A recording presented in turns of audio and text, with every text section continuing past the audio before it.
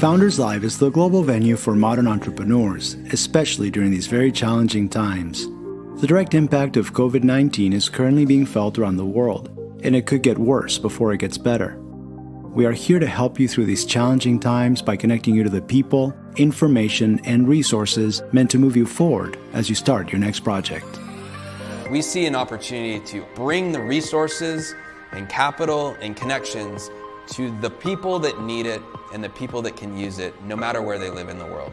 My honest opinion is, no matter what the economic climate is in the world, Founders Live can be important. In the good times, when it's booming, we're here to help grow companies and have them access capital that's flowing around the world and really be a fun, great event and global platform that powers entrepreneurship. In the tough times, we actually think we can be the answer, given the fact that if people are actually getting laid off and unemployment starts rising, well, the choice to start their own business is front and center, and Founders Live is right there to help them grow. I believe the secret sauce of Founders Live lies in the combination of these three words: inspiration, education, and entertainment. Inspiration is rooted in the energy and the passion that every single attendee has. The education is the information that we're bringing to people that they otherwise couldn't find. Founders Live Online helps solve entrepreneurs' daily challenges. If you have a question that you're just wondering, like, I don't know what to do here, you simply need to just type it into Founders Live and someone else will answer it right there for you. And the entertainment is the fun. We believe business should be fun, we believe it should be casual, and we believe it should be inspirational. Founders Live is the perfect place for you to connect with other entrepreneurs and to be inspired.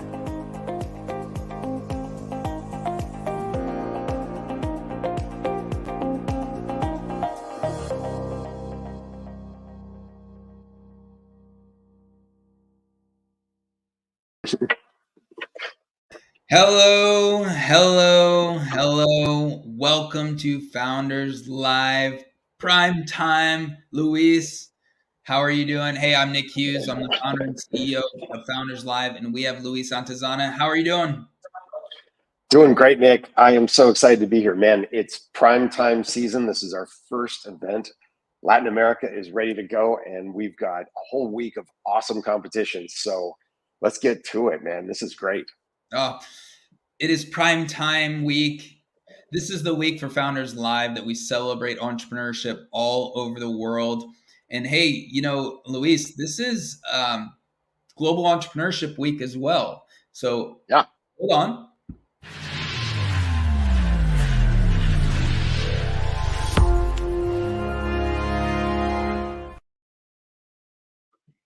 We're official. That's pretty sweet. That's pretty sweet. It is sweet. We are officially recognized as a Global Entrepreneurship Week event. We're on the calendar all week. It's quite an honor. And, we really align well with this organization's mission. So we're happy to have that seal of approval. Yep. So cool. Well, today's show, so again, this is Prime Time Week. This is our global competition. Each and every day we have an event, a live stream event that's highlighting 4 or 5 founders from our global ecosystem, broken down into the regions of the world. It's going to be a great week. Today is Founders Live Latin America. We're excited for that. And, Luis, we're going to walk through some stuff as we get going here. As we start this event, we're going to walk through and, provide information. Hey, maybe this might be your first interaction with Founders Live. Okay. This might be something that is new to you, and we want to help you all understand what Founders Live is, how we work around the world. And then we have some special guests to join us. We're excited about that. And then we're going to get into the pitch competition. So let's walk through this. So Founders Live, this is our global tournament. As I said, we have 5 regions. The 5 winners of this event will go into the global finals, and there will be one winner that gets a prize. We'll talk about that. So excited. So today is Latin America. But this is Founders Live. We're about inspiration, education, and entertainment. We're here. We are powering the pulse of entrepreneurship all over the world. We've identified that there is abundance of talent in the world, but there is insufficient resources, opportunities, founders or entrepreneurs all over the world are looking for more opportunities to move forward and be successful. And we are able to get them through introductions and connections, provide information, know-how, provide access to funding and capital opportunities, and then also exposure into the market, just like this event. So absolutely excited. So as our global platform, we provide a bunch of different stuff that you can go to founderslive.com and check out those resources for sure. All these things that are going on around the world, our global ecosystem, and we have local events. We're going to talk about that right in a second. But as the homepage of the Modern Entrepreneur, we provide a bunch of different resources and really tools to help you all move forward and be more successful in your startup and your company. Through this, we do monthly, if not quarterly, events that happen all over the world. Luis, I want to bring in here. These events, we've seen them. I travel around the world to see these events as well, but these are our heart and soul of Founders Live. What do you think? Yeah, the in-person city events are so precious to us. We went through a whole COVID experience where everything moved online, and that actually worked out pretty well for us. We were well prepared for that. But there's nothing like being at a Founders Live event in person where you can interact directly with people, make those spontaneous connections, see amazing founders on stage live, get that whole vibe and experience networking, got the stage experience and a little more networking after. And even if you're lucky, maybe everybody moves to a bar after that. So there's a really valuable way to connect with the community and start forming some real bonds there. Absolutely.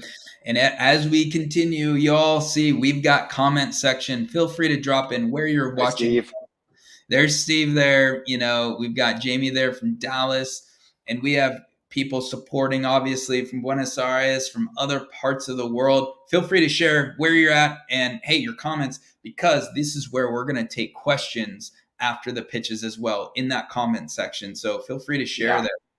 So awesome. But our mission is to absolutely be the industry defining brand of entrepreneurship all over around the world. And I started Founders Live in Seattle, Washington, in the United States, approximately almost 10 years ago now. Time flies. And we continue to grow. We are expanding continually all around the world. Luis, we reach 110 cities in 46 countries. It's just absolutely amazing. Absolutely amazing. It is. And you know what, I'm sure you're going to do this next. Our latest city, do you have this ready to go? I'm guessing. Well, we recently launched in Cambridge in the UK and England, and so exciting to see that. Look, and we thank James as our city leader up there that's done such a good job, but spreading across the UK and London. But you look at this map, and expanded in Pakistan. We've Kazakhstan, India. You look at it, just so many of these, right? Today we're focusing on Latin America, and we were able to launch, as I traveled previously this year through the Latin America region. A couple of these founders that we're going to hear about today, I was able to connect and hang out and meet them and see their pitch. Now, I didn't fully understand it as it was in Spanish, and my Español is un poquito, but we continue to expand around the world, and with our regions here, we have 5 regions in the world. As I said, each day this week is going to be a focus on a region of Founders Live. But you'll notice here we've dropped a link in the comments as well.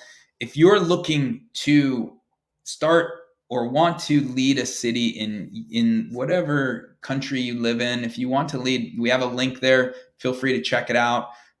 Luis, the leading of Founders Live is a tremendous opportunity. We're always looking for great people to lead our events. Yeah, city leaders are core to our experience. The city event doesn't happen without a great city leader, and we've done a really good job, if I don't say so myself, of finding some awesome people to lead cities, keep those events going, keep everybody involved. If you want to be one of those people, there's a lot of benefit you get aside from just have that great experience of bringing something to your community. You actually grow as a leader yourself too. So give us a click if you're interested in coming to a new city or even helping out in an existing city. Well, thank you so much. And We are always just looking for great leaders to represent the Founders Live brand and represent these core values. We have built core values within the Founders Live experience that are utmost importance to everything that we do. And the first one is respectful authenticity. This is an important one in today's world. A lot of things going on, and we absolutely expect respectful authenticity, meaning we include everyone. We believe everyone has an equal opportunity for success, but also to be respected. And you bring your respectful self to an event and an experience, but of course we expect that you need to respect others in theirs. And yes, it is a challenging time. There are things going on in the world, but we ask that you just stand in respect for people and do that. And that is first and foremost our number one core value. The second one is gather around the campfire. You're going to hear stories today. People are telling their visions and their stories of what they're creating in the world. And hey, we're all storytellers in a figurative way. We're gathering around a campfire and we're entertaining. And that's really what Founders Live is about. So we encourage you to find your campfire and entertain. The third one is open the door. And that's really a way to think about, doing great things for people without expecting a return. Open that door of opportunity, maybe make an introduction, help them in some way with their company, do something that you feel you want to open that door and help them. The reason why that's important is it really helps move people forward, especially when they're needing it, and it'll come back to you tenfold, if not 100-fold. It's awesome. So we encourage you to do that. Fourth one is business equals fun. Hey, why create a business? Why, as an entrepreneur, create something that you do not enjoy? And so we encourage you to, have fun while you're doing business, while you're building your company. Seek a life that you enjoy as you create that future for yourself. And last one is really, we commit in a climate conscious manner. We commit to operating our business in a climate conscious manner, including measuring and lessening our footprint where possible. This is tremendously important as our world continues to move in a direction. Can we all be a part of that solution? So, Luis, before we bring on our special guest here, we have a guest that's going to join us. One quick thought on those core values. Which one jumps at you that you want to speak on today? Yeah, usually I pick something that's resonating, but I'm going to give a nod to having core values in general right now. I encourage startup founders to spend some time to really consider what matters to your company, how you want to behave going forward, what you want to stand for. It is one of those things that will serve you well going down the road in many ways. A solid set of core values makes hard decisions easier because you have some baseline, some standards, something to live up to that can guide you when things come up. And I'll tell you, it happens. It's happened to us. It's going to happen to you. So get those core values intact as early as possible. Yeah, thank you. Thank you for saying that. And I absolutely share that. Well, it wouldn't be Founders Live without some surprises and a special guest. And absolutely more importantly, we have someone that has graced this stage before. I'm going to bring down my slides here, and I'm going to bring up, we have Megan Lopez. Megan, how are you? I'm doing great. How are you all?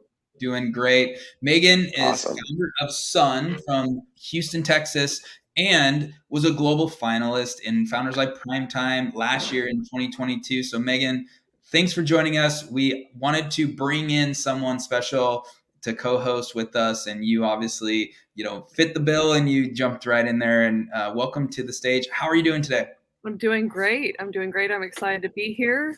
I can't imagine where these founders will be in a year, because from the last time we spoke, there's been so many wonderful things happening, and this is a lot where it started. So I'm glad to be joining you all. It is. And, it's so great,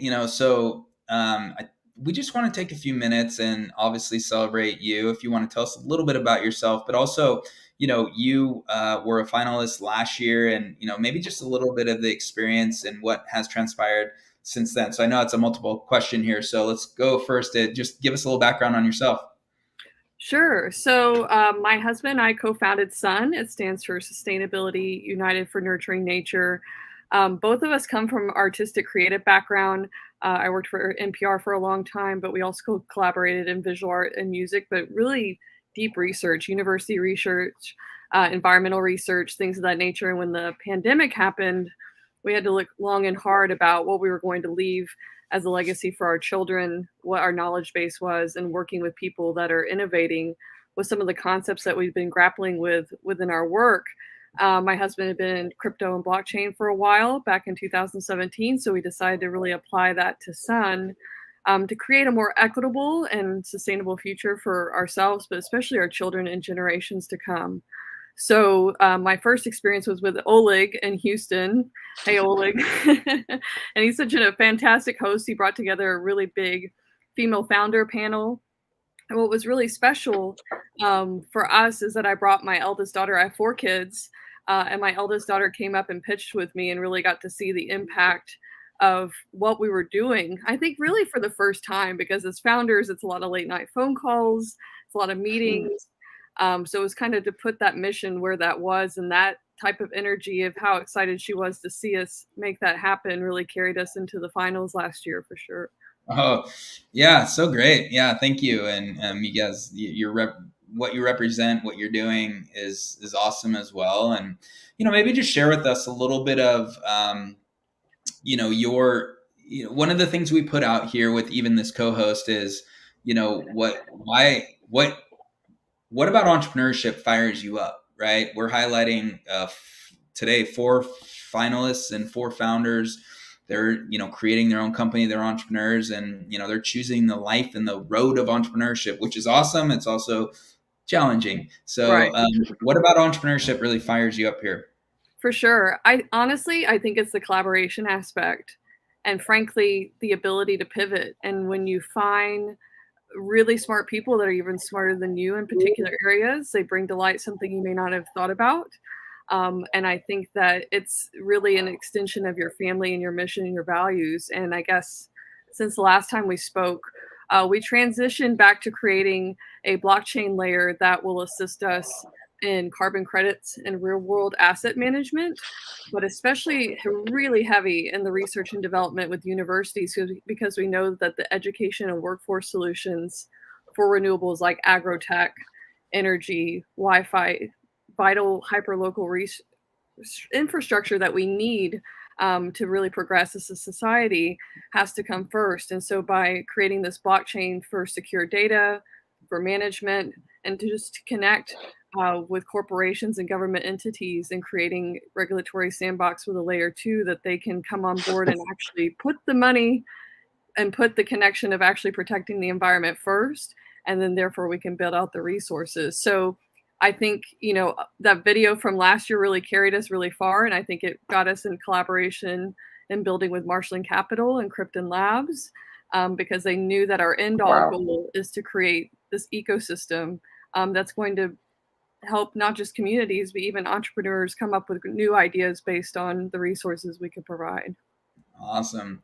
Luis, I would like you to think about a question if you had a question for Megan, but my quick one is, if you had any tips for, any entrepreneurs that are watching here, you've been doing this now for a few years, you went through Founders Live last year, but just in general, like what advice would you share with founders that are in this process right now, or even thinking about pitching? Of course. Honestly, I think the opportunities is for every no, you're going to have multiple yeses. And I think that when you truly align with the project and the mission and the soul of what your North Star moral compass is with what you're building, naturally your energy will gravitate and the right people will become in your path immediately. And so for every discouragement for someone who's telling you you're thinking too big, that next step is normally somebody that says you're not thinking big enough. And those are the people that you definitely want on your team. So I think in regards to pitching, I think we get overwhelmed sometimes as a founder of being really in the weeds. But as long as your message is able to cross boundaries in regards to industries or individuals that can really resonate with your mission, because I wouldn't count anybody out that wants to support you. So if that comes across in your pitch, you're going to be golden. So good. Luis. Wow, I love that. Really, really great thoughts. And you've done some amazing things. Wow. I love to hear the catch up information you shared here on that. One thing that has always stood out to me in getting to know you over the past year has been your incorporate, how you bring your kids into the process.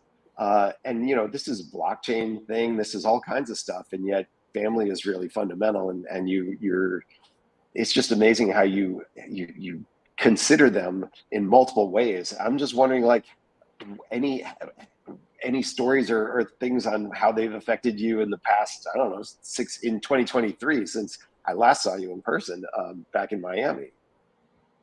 I think, or yeah, no, I think the best part about it is that they understand that we've been able to balance being involved in nature, and every time it's been a learning moment of like why we're doing what we're doing, which is really to preserve and change and inspire them, because I know what we're building is not for us, and this type of obviously technology is going to take a whole entire global initiative to come on board.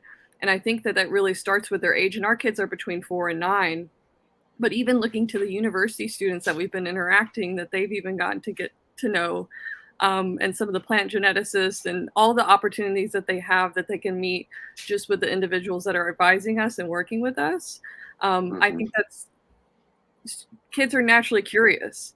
So they're going to ask the questions and want to become involved. And I think that that's going to bring a huge revolution in business in general, because our children are going to be the ones that are going to say, you know what, I have enough knowledge base to create something new and trailblaze it, versus having to sign on to someone else's dream and hope that something changes. So I think that they've been able to really see that. And it's inspired us. When the valleys are low, they're the ones that are still going to be your biggest cheerleader at the end of the day, because you want them to have that lifestyle if they can dream it and they can find the right connections, that they can make it happen. Well, that's really cool. At the very bottom line, you're an amazing example for them. So I appreciate that. Great work there. Yeah. Well, thank you. And, Megan is our co-host today, so we're going to see her again. We'll pop you off for now, but we'll bring you back on for the, interaction, the questions with the founders. Sound good? Fantastic. I'll see you soon. Yeah. All right. Thank you for being there. Okay, Luis, before we get going, man, we are rolling. This is great. We are going to hear from one of our, actually, before we hear from a partner. That's what I was going to ask. Yeah. We do want to talk about the table here. How we got here, right? And, this is going to be brief.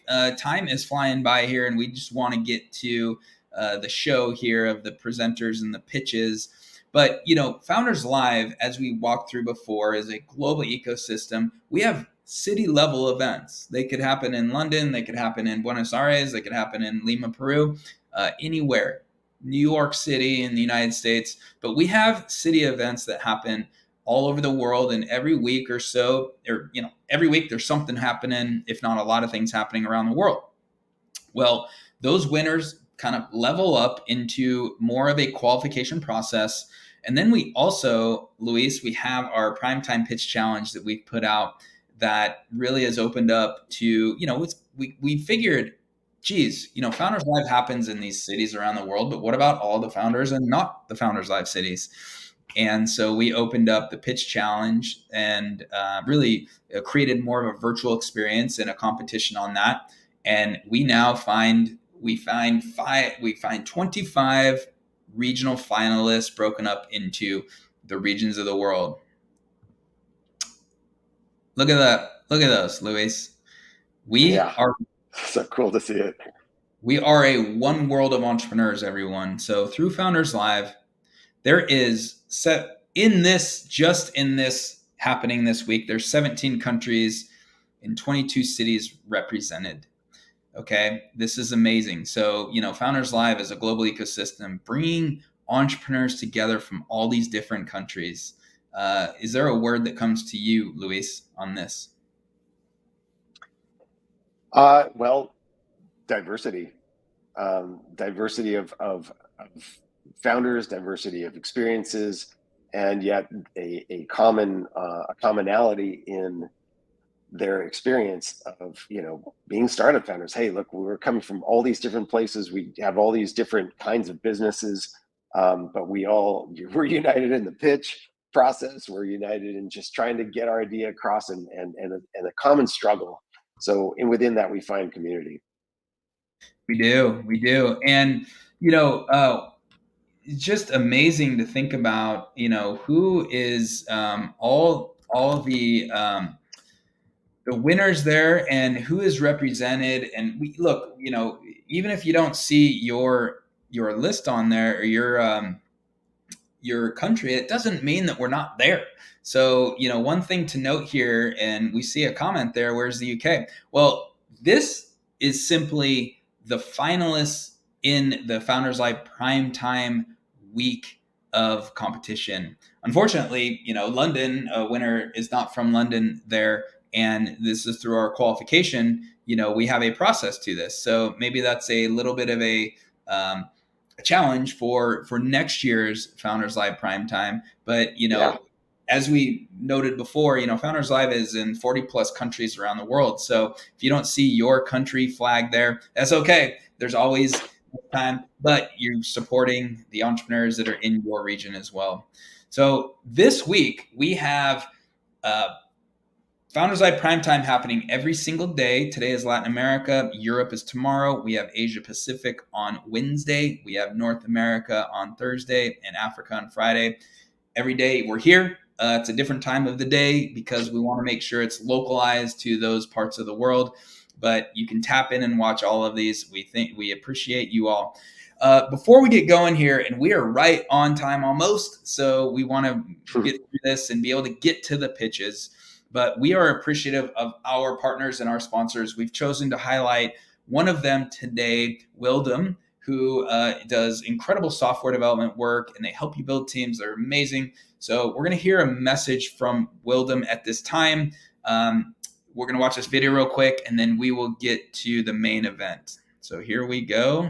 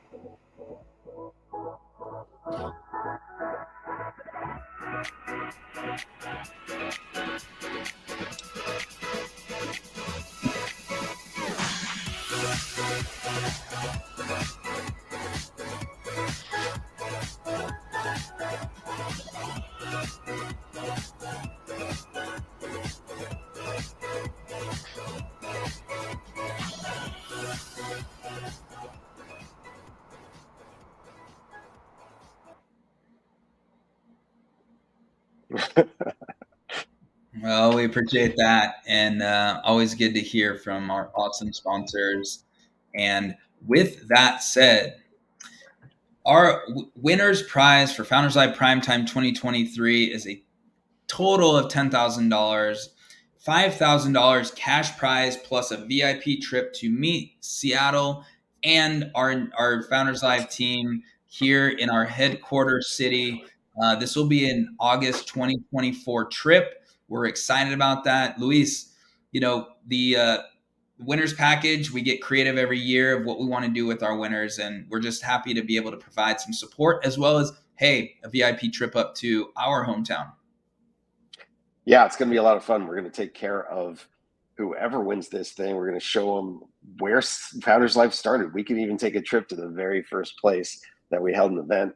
August is a is the best time to be in Seattle. We're going to have a really cool in-person event and highlight that that founder there. Hey, maybe we even make him pitch. Would that be a vacation or not? But yeah, no, it's going to be a good time. So good. So good. You'll be our VIP. And that's the winner of the entire event. So we'll talk a little bit about that later. But that the winner of today goes on to that finals event that happens a little later in the month of November. And with this, let's get this going. Let's get this going.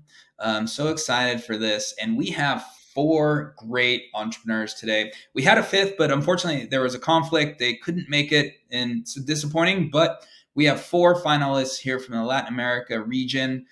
So cool, representing 3 different countries, and it's awesome. So the order today is what you see there. And we will bring each one on stage. They will be on camera. They will have 99 seconds to pitch. The great thing is then there will be questions from you, the audience, which we're going to get to in a second. And then we'll spend some time with each one of them. And at the end, we will vote. And this is, again, how it works, right? 99-second pitches. We'll actually spend probably about 5 minutes in questions, simply because we only have 4 presenters. So we'll be able to have a little more time with each one.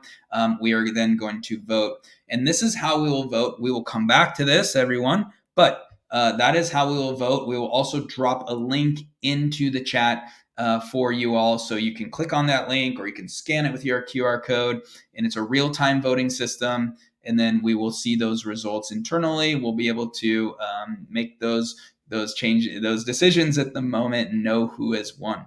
But here's the thing about Founders Live. And if you all have been to an in-person Founders Live event, a few of these presenters have pitched at a Founders Live event before. And actually, as I think all of you all have pitched in a physical Founders Live event, the audience asks questions.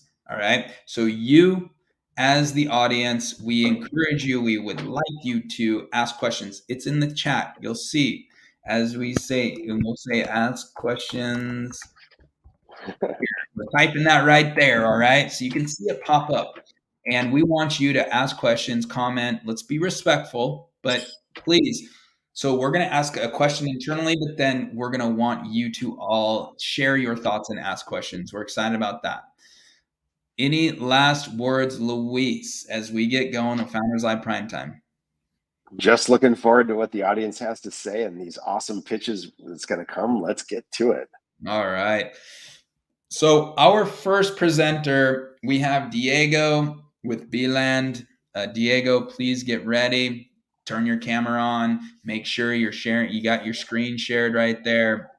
And as we bring on Diego here, we are excited. We have Beeland, and we are going to bring on Diego. Diego, thank you for joining us. And how are you today?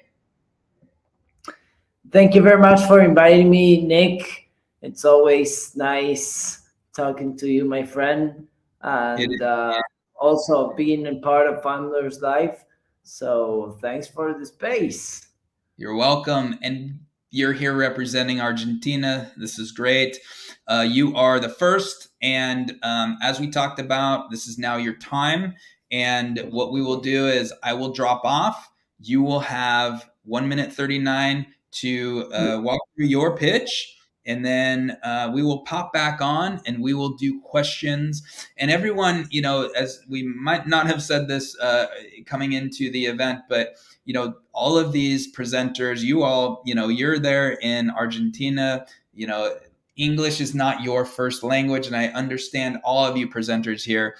This is not an easy task at times, right? So we understand that. But for the sake of everyone watching, as well as all the countries and everyone involved, we needed to have one common language, and that's unfortunately or fortunately English. So, good luck everyone with presenting. And Diego, when you are ready, I'm going to drop off and you just go ahead and start your pitch. Okay. Thank you very much, my friend. I'm starting right now. Okay, 99% of what we buy every single day end up in the trash within 6 months. That's, of course, a huge problem for the planet. Fortunately, we have the solution. People usually think we are the autonomous recycling stations that we make, and that's true. People also think we are a technological startup, that we are indeed.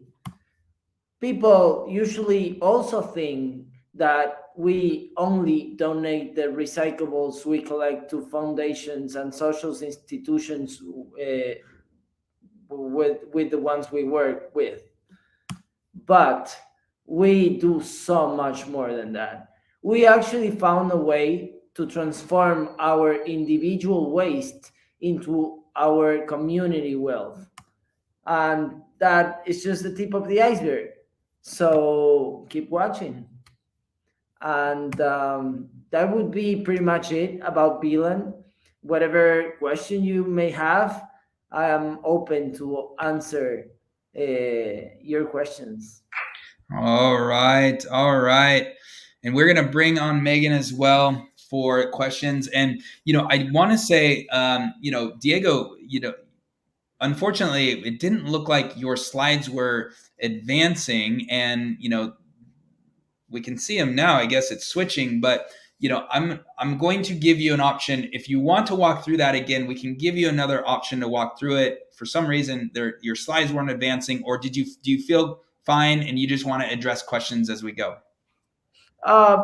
If the people watching didn't get the chance to watch the slides, I can just do it slower if you want. So let's do it again. Nick, it looks like they were saved. Like I can see the slides backstage here, and I can actually click next slide. I think they were saved in a different way rather than him sharing his screen. I think they were somehow uploaded to our presentation deck. Interesting. Well, let's just move forward, and yeah. We can address any questions, and we're going to ask any of you to have questions here. We want to have questions for Diego, but we have Megan here to ask the first question there. So, first of all, congratulations on improving our planet, especially utilizing your community. And with that utilization, how exactly is the community benefiting from the recycling? What is the connection point that gives back to what you're doing? Well, actually, every single part of the recycling ecosystem is actually working right now. But the main problem of recycling is not that we don't have the resources or the tools to recycle our waste. The main problem is that for most of the parts of that ecosystem, recycling is not a profitable option, So basically, what we do is first, we develop autonomous recycling stations where people can leave their wastes. Right now, our first autonomous recycling stations can pick plastic bottles. They can take them to the machines, and then our machines crushes the bottles, and we give a candy as a prize for them. Okay, so instantly, what we do is giving the people the instant satisfaction or the prize for their environmental commitment. That's the first one, facing to the public. It also helps to the brands and the companies to promote the participation of the people that is purchasing their products to recycling them. Then the second one, we develop an app, not only an app, actually there's a set of apps where we can price or incentivize with other kind of prices their commitment. such as our Bitcoins, that are digital coins that our customers can change for money, or cryptocurrency, or discounts, or whatever our sponsors and clients may want to incentivize their clients to recycle.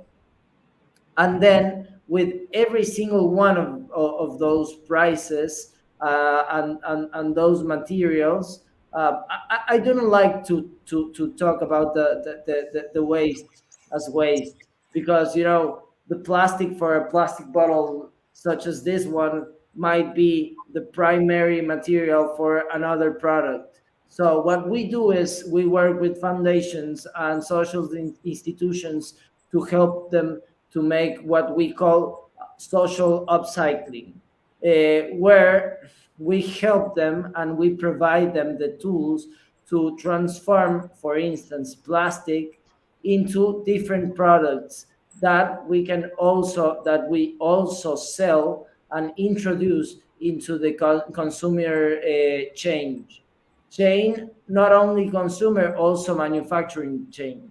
So what we do is we give a different value for the waste of the people, in order to add value not only for the customers, but also to the main producers of this waste, quote unquote waste.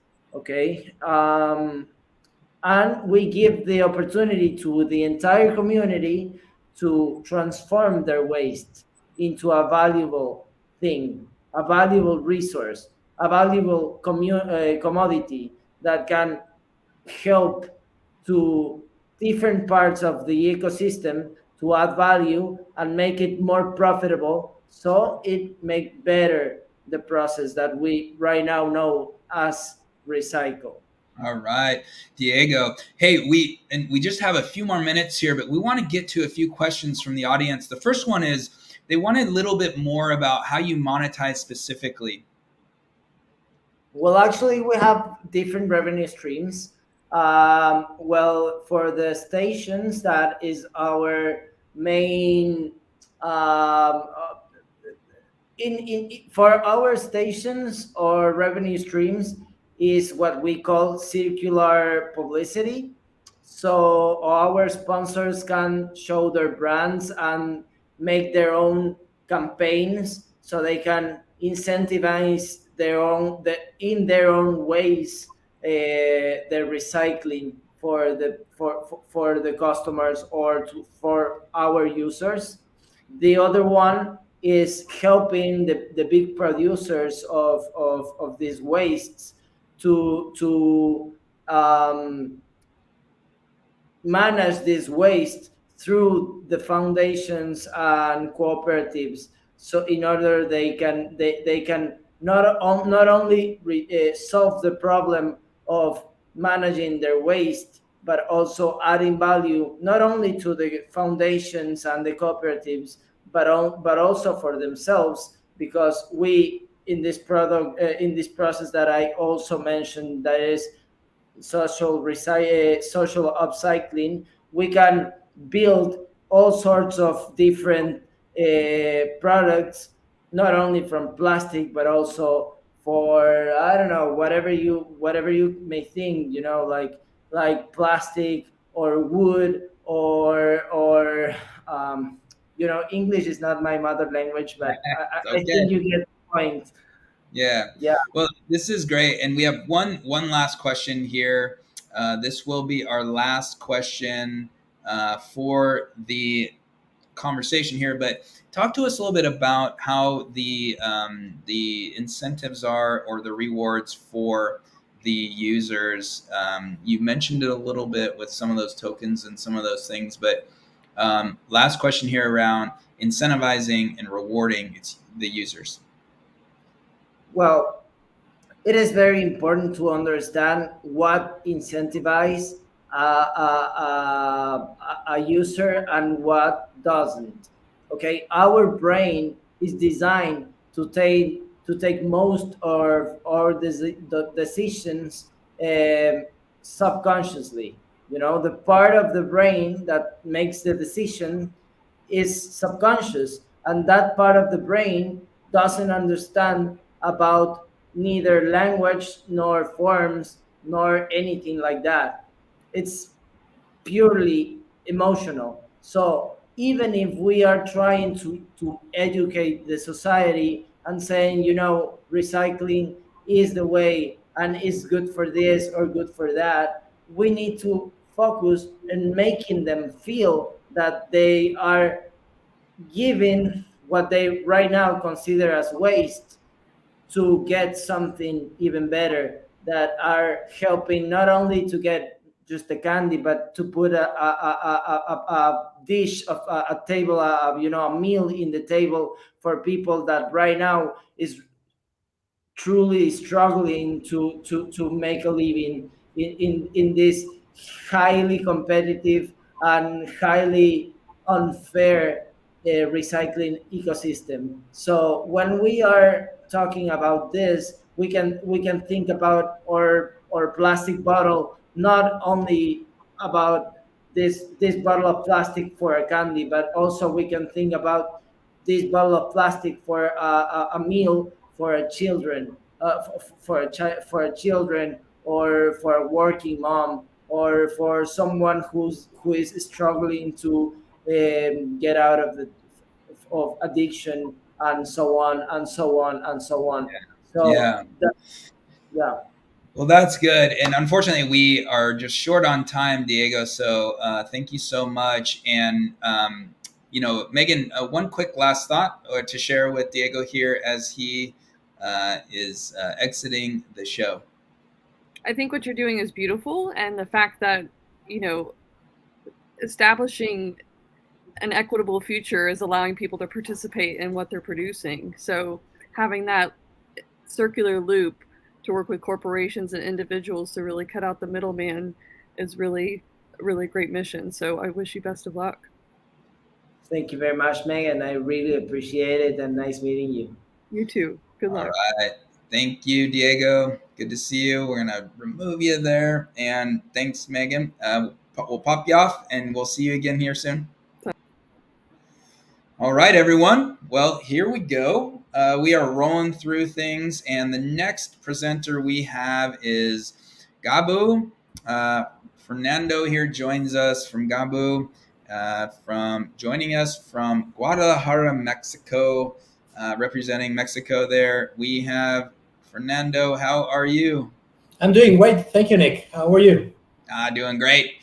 Doing great. Excited to hear your pitch and see what you got going on. This is awesome. Feel free to share your screen there as you get ready. And yeah, let me get everything set up. Just give me a second. So here we go. Should be up there. There we go. All right. So you know the drill. Yeah. Drop off and you just get going to it, and good luck. Awesome. Thank you. Hi, everyone. I'm here to talk about video games and kids.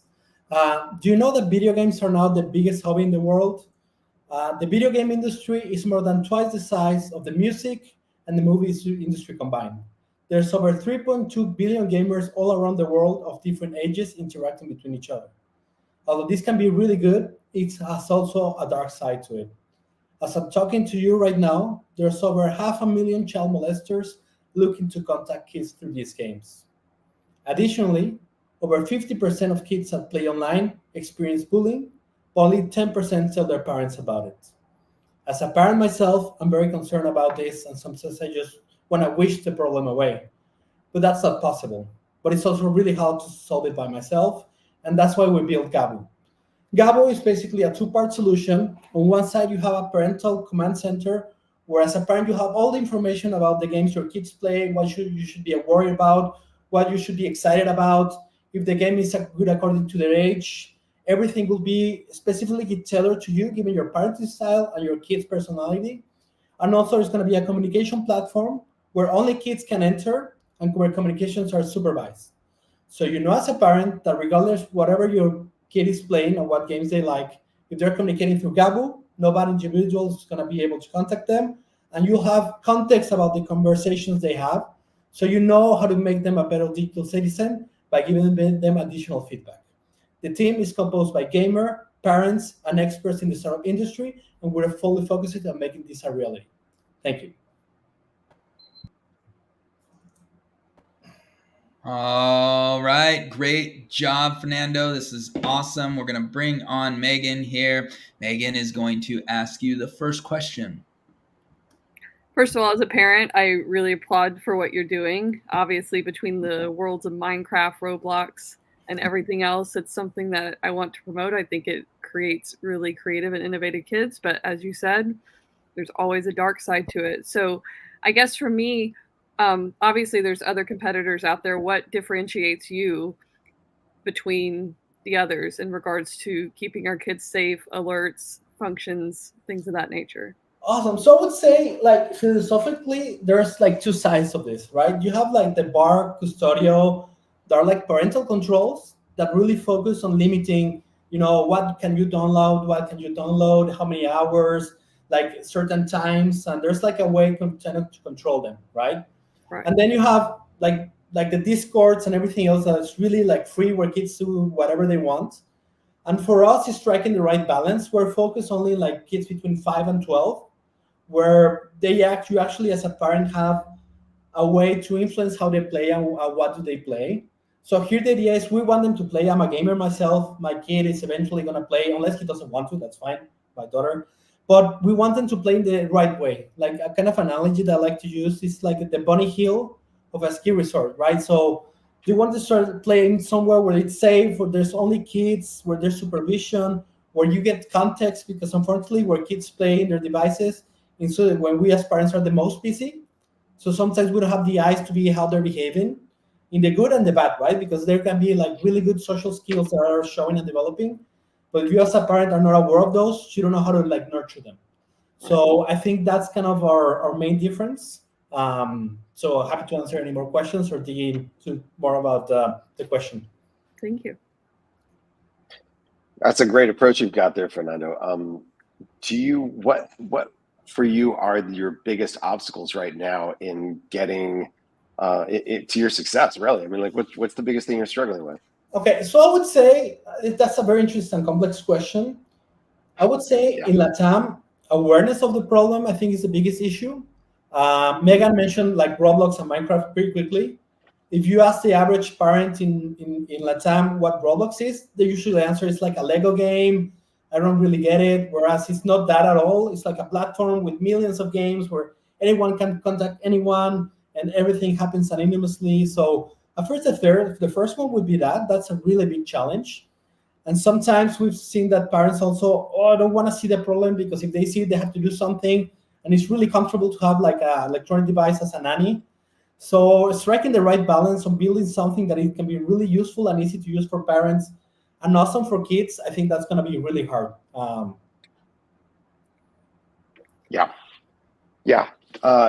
then wow, just getting the idea through to them, right? There's a lot of perception things here, and sometimes things like those technological things are so far beyond what parents are going to understand, even if they try. So yeah, good luck with all that. We need you to succeed. Thank you. Well, I'll jump in here. And Fernando, it's so great to see you. And I was able to, see your pitch in person in Guadalajara, Mexico. There, so great job.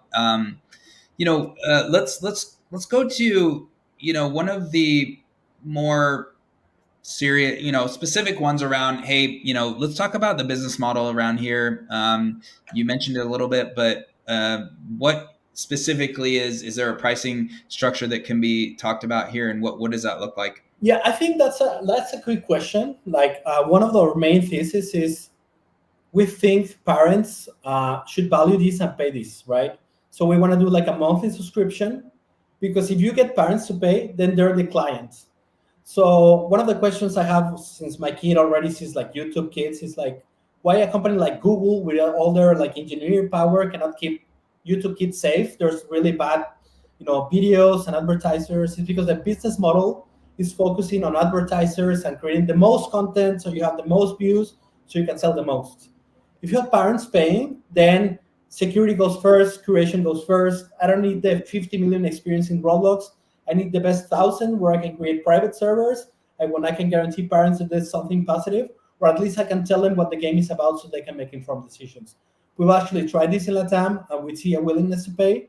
The challenge is for them to try it. And once they see the results, how their kids are having fun and building relationships and learning how to negotiate and respecting like playing time, then it's really easy for them to see the value. But I think the first part is the real challenge. Yeah, it's a challenge for all companies. Just so you know, pricing structure and all the stuff. But it's so great. Megan, we'll get last thought question here. And again, you mentioned as a parent, these, when I heard this initial pitch, to me, it's just like, yes, I'm not even a parent at this moment in time, but the ability to have more security and protection for our youth as they get through this is a normal way of life now in terms of the technology and everything they're using. This is tremendously needed. Your last thoughts on this?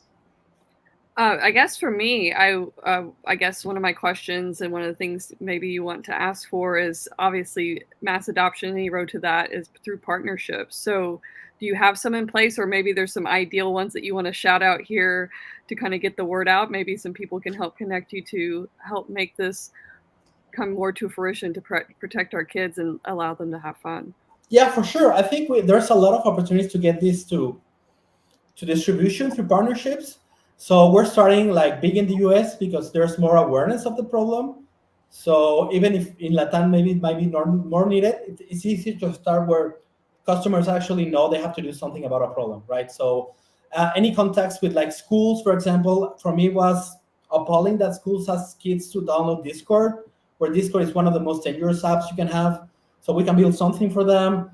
Even partnerships with like, I talked to like Mattel, for example, they built like a Barbie experience in Roblox, but the person was worried like, oh, what if somebody harasses a girl within the Barbie game, they're gonna come after us. So right. Institutions, religious institutions also could be a good option. They wanna make sure they know what their kids are looking at. So schools and any like brands that are related to kids and that want to like project a good image would be ideal partnership. So if anyone in the call is here that can contact me, even to a parent that wants to use this as a beta product, just let me know. More than happy to get in touch and learn from everyone, right? Hey, I'll be a beta tester. So you got me. Yeah, please write me. That's exactly what we need. Thank you. I appreciate it. Well, good. Congrats. Good job, Fernando. And yep, we're going to drop you off. Great job. All right. We'll see you both soon here. And we are, well, there we go. And we are going to get to our next presenter and excited to have here. We have parenting from Lima, Peru. And our next presenter is Gabriela. Excited to have Gabriela here joining us on stage. There she is. All right. Hello. Hello. Hi, Nick. How are you? Good. How are you? Fine. Thank you. Very excited to be here. Yeah, excited for you to be here. Founders Live Latin America now coming from Lima, Peru. So excited here. And want to make sure that you again, share your screen, make sure your slides are able to pop up there, and we'll get those going. And then you will have your pitch time. There they are. All right. Work, right? Yep, you got it. It looks like it works there, and you're good. So you know the drill. I'm going to drop off. You can start when you're ready, and then we'll be back with questions. Thank you. Okay, I'm ready. Okay. Parenting is a solution that reminds the way parents understand, relate, and connect with their teenage children. This is important because 70% of parents don't know how to answer to their children's questions during teenage years, and instead they choose to avoid these questions, which lead us to bigger concerns in the teenage population. As for example, teenage face a lot of risks such as teenage pregnancies, sexual violence, and mental health issues. This is why, since 2019, we have been co-designing solutions with teenagers and also with their parents in order to promote a safer and healthier development. We started creating only for teenagers and then realized that in order to make a greater impact, we must include parents. And this is how we created Parenting, a platform for parents to help them navigate the different challenges that raising a teenager brings. And Parenting follows a subscription-based business model. Parenting gives access to exclusive content with the best parenting experts on teenage years through videos, podcasts, and more. And what we aim to is to give a personalized experience based on parenting styles and family characteristics. We launched an MVP this year, and right now we have more than 300 registered parents, and we have paid users in the B2B and the B2C channel. There is an opportunity to scale, not only because currently we are in 5 regions of Peru, but also 50% or more than 50% of the households in Peru have at least one minors. And the parent tech market industry is valued in more than $700 million by 2028. Why do we need the Founders Live Ground? In order to increase our capacity to iterate our platform and improve our user experience, invest in the technology and the marketing activity. We're a multidisciplinary team that is working day to day to our solution. Sorry, it's that's 99 seconds. Thank you. And we're gonna bring on Megan here as well. But great job on that pitch. Megan, we have the first question from you.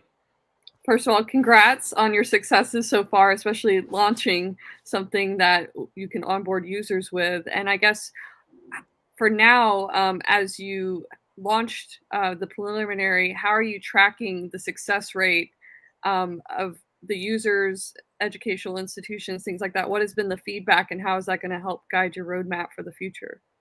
Thank you.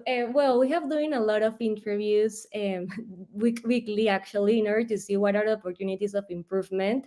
And basically, our roadmap of products includes making the iterations based on the feedback that we have received. So basically, we have received feedback on developing more content and also on testing new features of personalization, particularly. So our MVP is very basic. You can have the personalization based on the age of the child. But we want to improve it not only to have a personalization experience for parents based on the age of their children, but also in other family characteristics such as for example, if the parent is divorced, if it's or the type of family the parent that is our user is in. So basically, yeah, the feedback that of our users allow us to do that. Excellent, thank you. Awesome. And hey, I want to remind our listeners and our viewers, we want your questions. This is the beauty of Founders Live, is we ask our audience to ask questions. It's been a little quiet out there recently. So please, if you're thinking something, please ask. We want you to be involved in this. But hey, my question, Gabriela, what is the direction and maybe the larger vision of the whole thing you're building? Typically startups, we start at somewhere to start, but what is the vision of this brand as you want to build it out? Mm-hmm. Well, we want to position ourselves as the place to go for parents when they want to respond to their doubts regarding the teenage and the puberty phase. So basically, in our platform, they can find experts' recommendations of different disciplines such as pediatricians, psychologists, educators, or different challenges teenagers face. So we want to position ourselves as the to-go place for parents.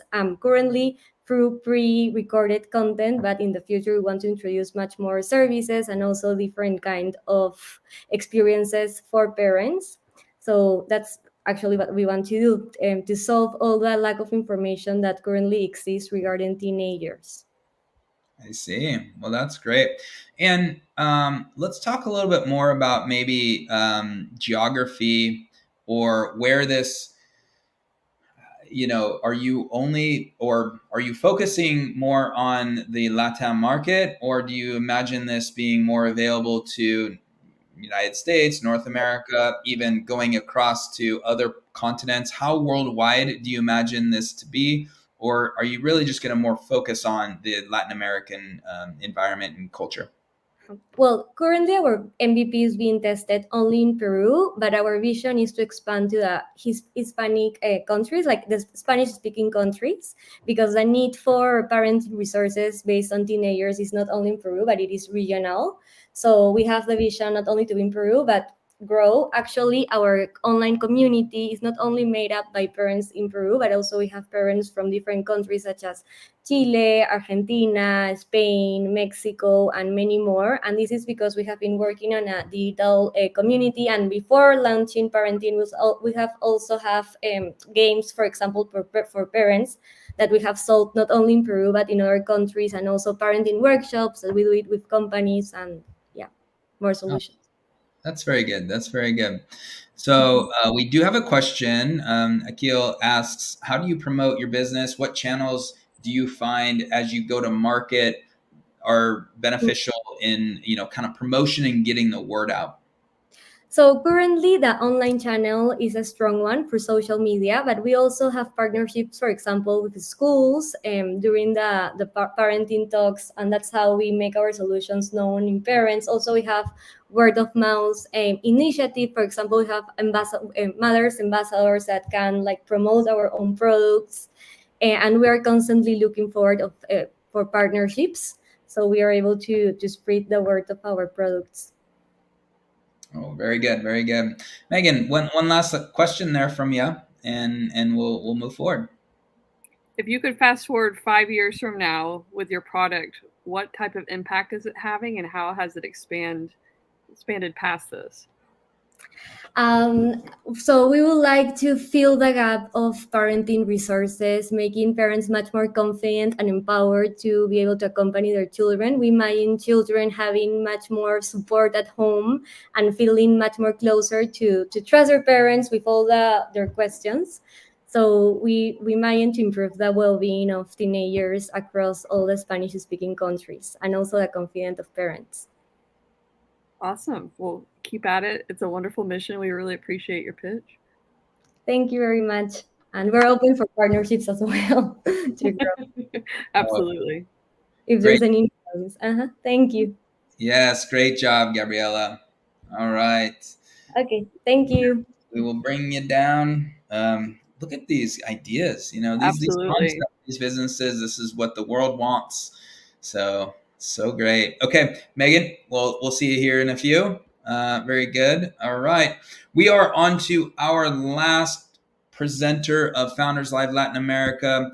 We have Bandadas joining us, the second one from Buenos Aires, Argentina. So we have Ignacio there on the screen. All right, Ignacio. Hello, how are you? Hi, Nick. Very fine, and you? Very good, very good. It's nice to see you. It's nice to have you. Want to make sure that you now are able to share your screen there. Let's bring that up. I know you have we basically have a video there that we'll walk through as you go through your pitch. So want to make sure that gets situated. So please make sure you walk through that. And everyone, reminder, as we are getting everything set here, we are voting here once all these pitches are complete, and when we're done with the questions with Ignacio here. And so here we go. All right, we see you're there. And so with this, when we put this on here and you're ready, you just start that video and you've got it. Okay. Okay, yes, I'm ready. All right, go ahead. This is your time. Thank you. Hi, good night. I am Ignacio Onrain. I am co-founder of Bandadas, an Argentinian startup which aims to connect artists who apply to open calls and the art institutions that create those open calls. Next year, we will launch into the market our first product for institutions. It is a system that will allow art institutions to generate their own open call to furthermore connect them to our community. Additionally, they will have an evaluation module to select the final candidates. We are a community of more than 20,000 artists that was created when we developed in 2021 a platform that gathers all the open calls for artists worldwide. That's because one of our main goals is to democratize the access to this kind of information. In this context, our management system will be launched first nationally and then internationally. Why? Because our mission is to transform the paradigm of how an open call is created and how an artist could get through it. We are going to make this happen with a professional team that is also composed by artists who believe that Bandadas could not only improve institutions, but artists' careers as well. Thank you very much. Amazing. I really appreciate this coming from my own art background and seeing all the calls that come out. I understand exactly the situation you're talking about here. At least I think I do. So well done. And you know what? And Megan's here too. And I last saw each other in person at Art Basel in Miami. So I think we can ask you some questions. In addition to what's coming from the audience, we're seeing a lot of support here for Bandadas. Make sure you ask your questions in the chat. We will get those on. We'll ask Ignacio if you have any questions. So far, just support, which is a good sign. Yes. I'd like to start. Let me clarify then. So you already have a community of artists, 20,000 artists, and now you're providing a way for the institutions who are making open calls to socialize this into your community, and then also to have back-end analytics and all that stuff. Where did you come up with this idea? What's your entrance into the art scene, and what gives you passion for this cause? Yes. Well, thank you for your question, Luis. Bandada started because we realized that there wasn't a place that concentrate this information in one place. And as you know, or as you mentioned, it is very important for an artist, for example, to find the proper open call, and more if we are talking about an emerging artist, it is extremely important if an artist can be selected in an open call, such as a grant or an art competition, because if they are selected, they start spreading their art, and at the end, it is a really big opportunity to grow their careers, So we start creating a community in some way, in an easy way, because it's like an organic community that started singing in our platform only because they wanted to look at this information. We are not only showing the open call, we organize this information in order to make this information accessible. Awesome. Megan? First of all, thank you for what you're doing. As someone who's applied for these types of calls and grants and then been hired to do those as well, what are you doing to demystify, I guess, some of the language that's required for a lot of these calls, maybe how work is presented? Because I think people that are successful at this have found the formula. So how are you extending that information to those that are applying, in addition to just providing the calls at the end of the day, so that they can be successful at these calls? Well, it takes time to complete our whole development that we would like to do, because we are working now with our MVP, that is this product for institutions. First of all, we will launch it locally. We are now having different kind of meetings with institutions here in Argentina, also in Spain, and our product is composed by three main parts. The part to create the application form. So once the application form is available, the art institution have the marketing intelligence module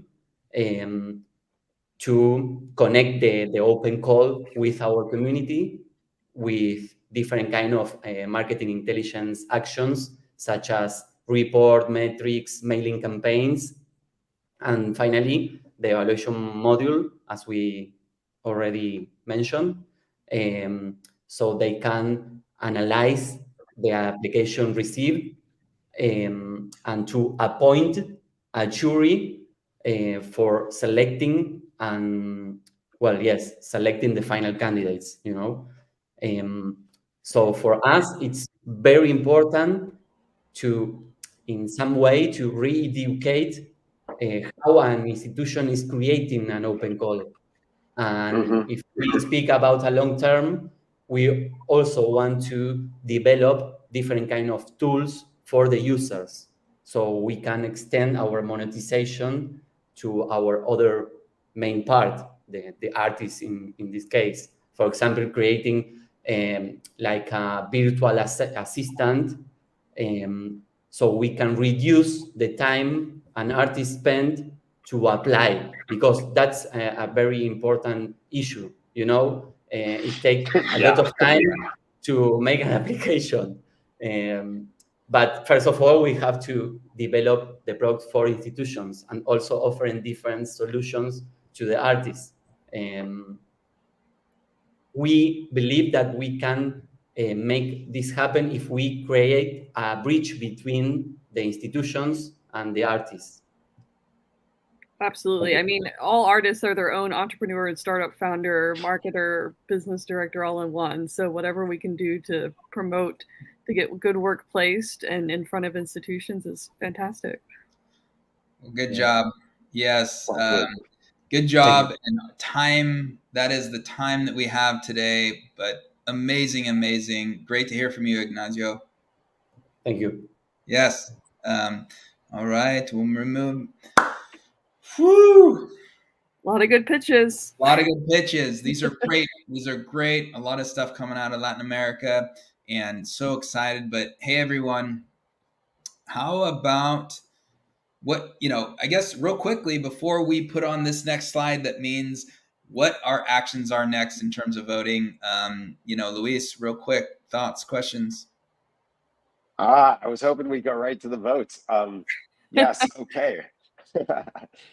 Thoughts. I think that we saw 4 great founders here who are doing things really for their communities. There's, I mean, look at that. We have recycling, we have child protection, we have child-parent interaction, and we have artist facilitation for access to platforms for people to see their work. This is all 4 founders doing things for people out of care for a community or care for a target audience. This isn't some kind of extractive type of entrepreneurship here. This is stuff making things better for people. So it's really great to see that.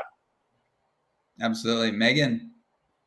I think what was one of the best parts about this is that I think sometimes we forget with the advancement of technology that they still need to be human-centered solutions.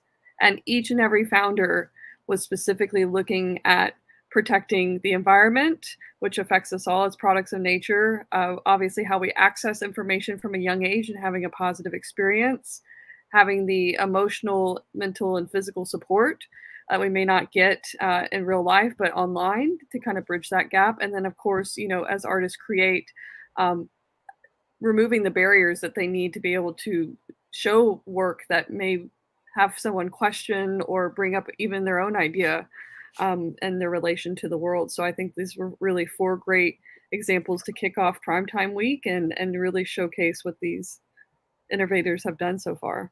Yeah, I agree. And, you know, we talk about this a lot internally, actually. It's, and, you know, as I travel, it even continues to prove this point, which is, you know, Founders Live is really about surfacing the amazing, you know, businesses, concepts, and, you know, a lot of times they're like socially good because this is what the world wants, you know, and, you know, whether they're unicorn startups or not, that's not a concern of ours in the sense. And, you know, one thing that we see in the world that's really important is, you know, we want to see goodness come out of the world. We want to see great new concepts, businesses, and brands brought here. And you see today, whatever, wherever you're watching this, that these are wholesome ideas and they're the good in the world. And that's really what it's about. Yeah. Absolutely. Yeah. So Nick, let's not bury the enthusiasm here. It is time to vote. Woo! Look at what you got on the screen. You got a QR code. You got a URL, latamvoting.founderslive.com. If you're typing, if you've got a phone that you're watching on a screen, you can scan that. That'll take you right to the voting form. You've got 4 founders to decide from. It's a hard decision, but it is time. It's all up to you. We don't have any say in this as hosts. The audience decides the winners here. And the winner will advance to the Primetime Global Finals on November 29th. So, yeah, I don't know what I'd do. Voting time. And, it's always the challenge with Founders Live is like, oh, geez, which one? And, the beauty is in the thread also through here is, even like, let's talk a little bit. We're going to give a few more minutes for voting here for everyone. But, and again, Megan, you've gone through this. You have enjoyed the Founders Live experience and won a few events in your time. And, the cool thing, though, is, of course, there's the fun rewards. And, of course, there's, moving on. But just stepping up, providing the pitch in general, going through the process of even looking in the mirror saying, OK, what am I going to say? That is the benefit, regardless whether they win or they lose. And so maybe one quick thought around how, your approach of the experience of pitching at Founders Live. I think that it really has taught me that if you really only need 90 seconds to get your pitch across, it's true. And I think we kind of get buried in the weeds sometimes in regards to, we get so excited about all the possibilities. And even for us, as we go into some major raises coming up, it's just allowed me to have the flexibility to keep it as a conversation, but also really get to the point.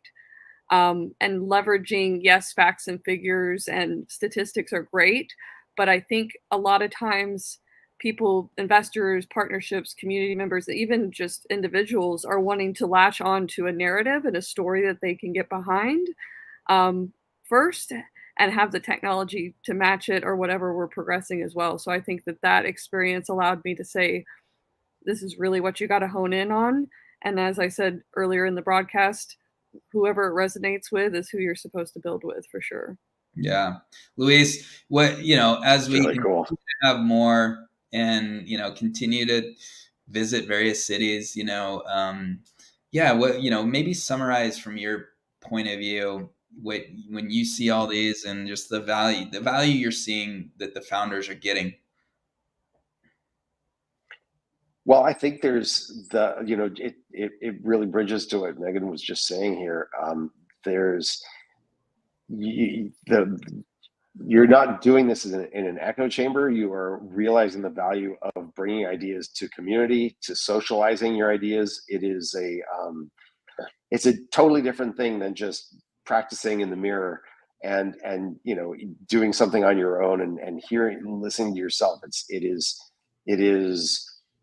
bouncing it in the public space. It just even literally sounds different than in your own bathroom mirror, right? Like you're hearing these words, you're hearing kind of how other people hear it, and it is a different world. It teaches you a quick lesson that what you say, what you think about your business is only part of it. It's how you say it, what other people think of it. It really gets into the heart of brand, but it is also just your ability to convey the key information in such a way that people pay attention and can take action on what you're talking about, or have form some kind of picture and have interest in what you're talking about. It is just it's such a key skill, and I love that there is a human to human component to it that is integral. So founders, ramping up to this 99-second format is and appearing on a stage in your city or on a primetime pitch challenge, even with a video pitch, it's a great thing to do. So by the way, I'll throw the little pitch in there, founderslive.com/pitch. That is where you can apply to pitch at your local Founders Live city. It's worth doing. You saw that. So there we are. And yes, we just want to make sure everyone knows, hey, you can go to our website. There's a form to fill out. You pick your city, and that gets submitted internally, and we're able to direct it the right way. So if you're interested in pitching at a Founders Live event, check it out. But we are getting very close, everyone. And this is the last. Here we go. Woohoo! This is the last minute here. And as we move into this portion of the event, we are just excited to announce our winner here soon. But the winner here advances to the Founders Live Primetime Global Finals. That happens November 29th. It happens in the kind of morning of the North America and more the afternoon of Latin America, and then parts of the world. Just check your local listings. But hey, we're going to try something here, and I'm hoping it works here, but we're going to announce the winner here. We're going to show a bit of the results. Not all of them. We're just going to show the order. So the next thing you see here is the top one listed is going to be our winner. All right. So I'm testing things here. I've not tried this live. Yeah, going on the fly. But our winner is Bandadas. Woohoo! Great. And Ignacio, we're going to bring you back up here to join us. But we have our winner, and we're so excited here to have you join us. Jump on stage. You're on stage now. So congratulations.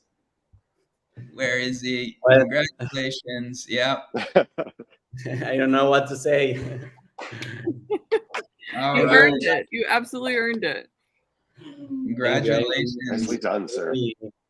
All of these are great pitches. These are great, amazing pitches. But, again, people vote, and there's a winner. And, before we're done here, and this is not the last time you'll join us on the screen, so we'll see you soon. But, let's see.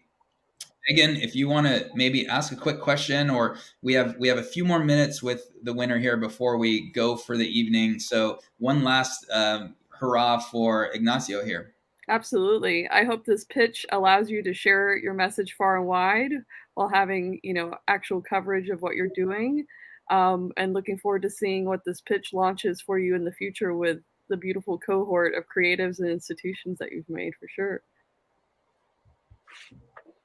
Well, yeah, I can't wait to have this product available to me in North America, and worldwide, because there are calls for art all over the place that people need to hear about, and I think this is going to help so many artists in so many ways. Thank you.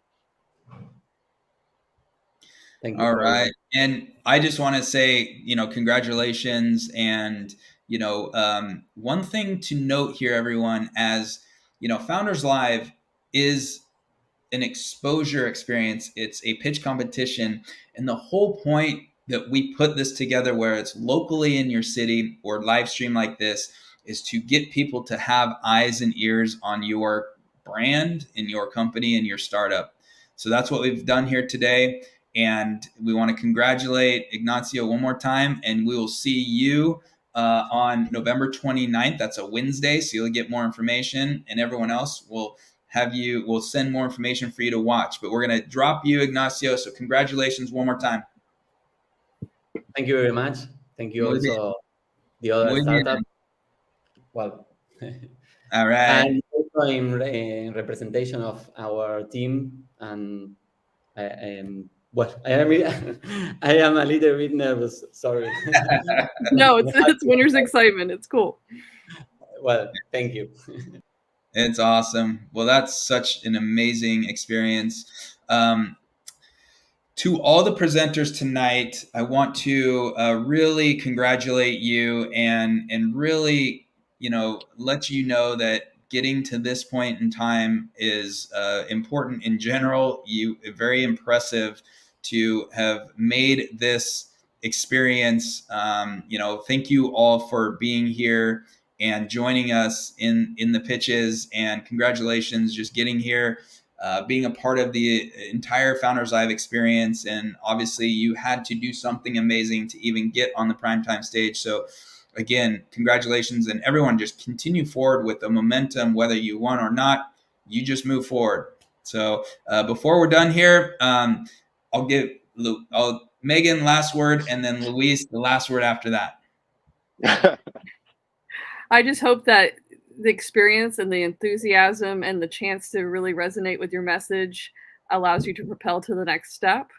It can be kind of lonely as a founder and as a team, figuring out what direction and what's coming next, but share this video, share the experience with others, encourage other entrepreneurs to come into Founders Live, because I think it really does fine tune you for success. So looking forward to seeing what everyone accomplishes that have participated.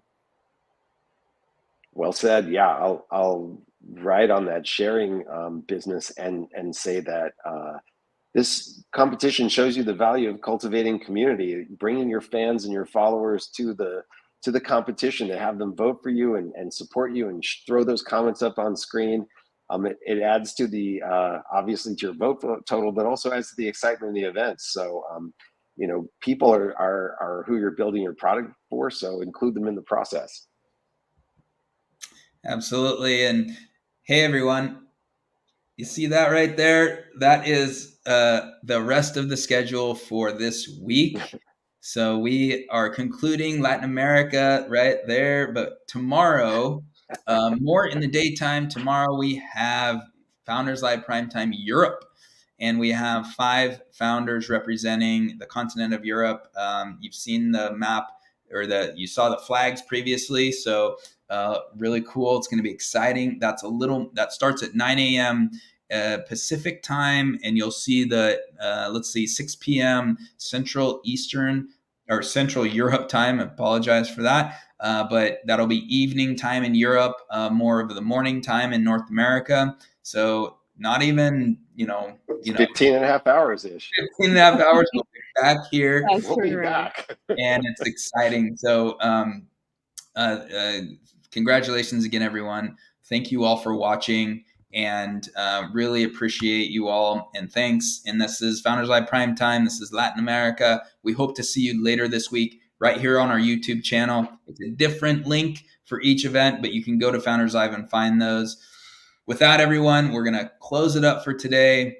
Thank you all, and it's been a pleasure being a part of this and having you a part of our Founders Live experience. Thanks to Megan too. Appreciate it. Megan. It was a blast. All right, everyone. That's it for today. Bye. We'll see you later.